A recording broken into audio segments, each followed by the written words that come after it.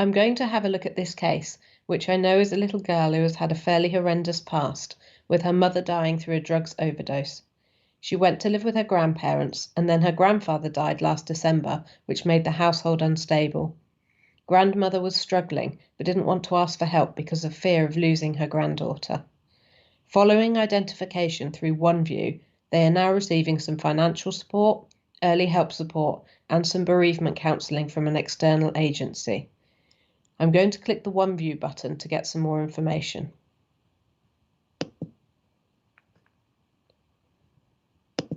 The system identifies who I am and my role as a manager reviewing the case.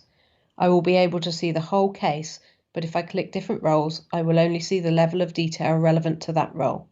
We have single sign-on, which means that it works with my existing Liquid Logic credentials.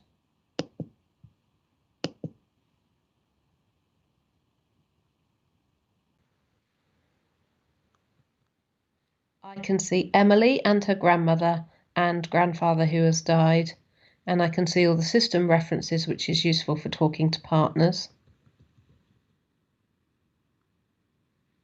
I can see the family are open to early help and bereavement support.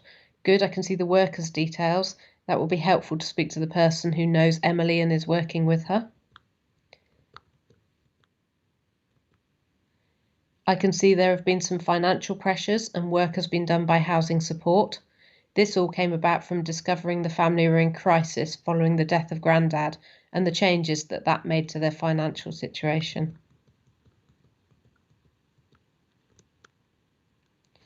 Looking at the risks in more detail, they have obviously been impacted by COVID with risk factors of disability and financial issues, and grandmother having respiratory conditions. There are obviously concerns with grandma being over 70 as well. Over the past year, there looks like there's been a lot going on. School issues, emotional well-being, and trauma from the previous issues with Emily's parents, which must have been compounded by the death of her grandfather. The school issues are improving, but I guess this is due to not being recorded during COVID.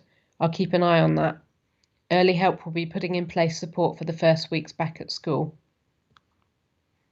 They are engaging well with support and have positive relationships and are well presented and clean.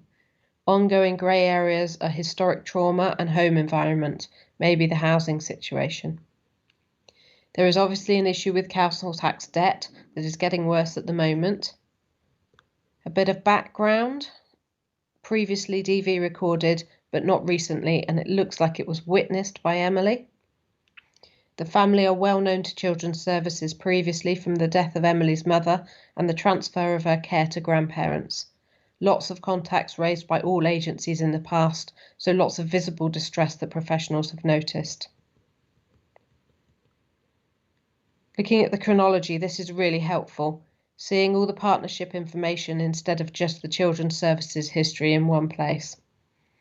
Great for a quick view of the past 10 years and for pulling out the relevant things that have happened. Risk factors appearing most months from various case notes. Even though the case is open to early help and housing support, there seem to have been lots of issues. The detail goes right back to 2010, so 14 years of issues that have needed support and a long-term drain on our resources. I wonder if we can put a better long-term support package in place to get sustained change for this family.